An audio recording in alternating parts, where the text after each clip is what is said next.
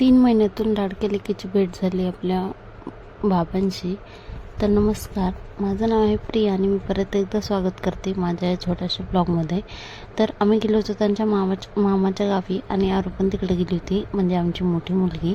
सगळ्यात अगोदर तर ती बाबाला तिच्या भेटली, एवढी मिठी मारली तिने. कधी खूप दिवसानंतर एवढ्या लांब ती कधीच आमच्याशिवाय राहिली नव्हती.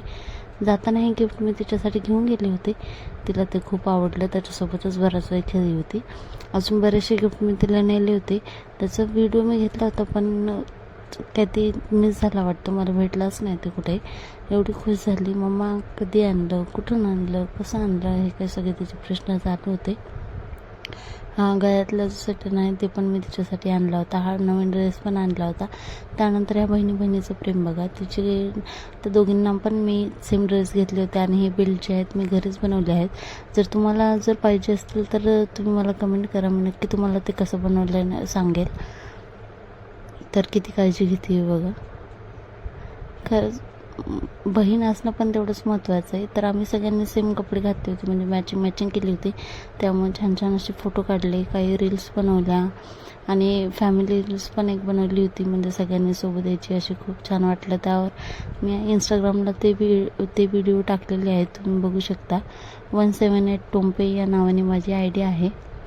तर त्याच्यानंतर म्हणजे तिकडं त्यांच्या मामाच्या इथं गेल्याच्यानंतर स्पेशल मेन्यू हा जुन्या काळातली जी घरं असतात दगडांची, तशी घरं होती त्यांची तिकडची. आणि समोर त्यांनी बांधलेले 2 रूम होत्या.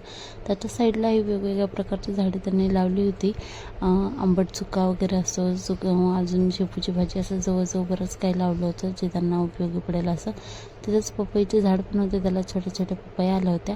आणि हे जे फूल आहे त्याची भाजी करतात, तर ह्याचं नाव काय मला आता आठवत नाही, पण छान लागते भाजी, मी टेस्ट केलेली आहे. तिथून ते आम्ही आणणार होतो, पण नंतर विसरले. आम्हाला म्हणजे त्यांच्या मामाचं गाव आहे हे अंबाजोगाईमध्ये, आणि हे ब्रह्मकमळचं पण झाड त्यांनी लावलेले. त्यानंतर आम्ही त्यांच्या मावशीच्या इथे गेलो होतो. कथा बघा कशी हसते.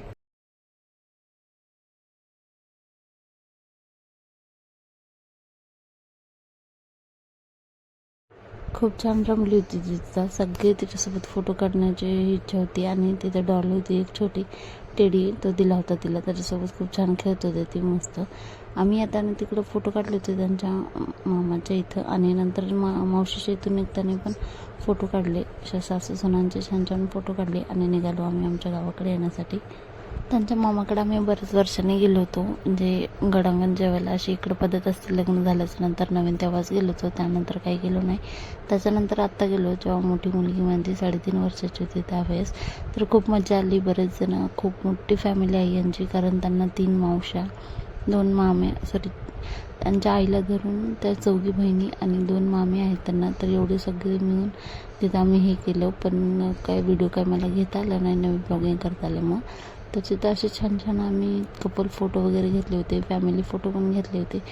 खूप मजा आली फोटो घेताना. आणि हे जुने जे घर आहे ते खरंच खूप छान असतात. फॅमिली पण त्यांची खूप छान आहे. तर पुढचा ब्लॉग तुम्हाला खूप छान बघायला भेटेल आमच्या गावाकडचा. नक्की बघा आणि सबस्क्राईब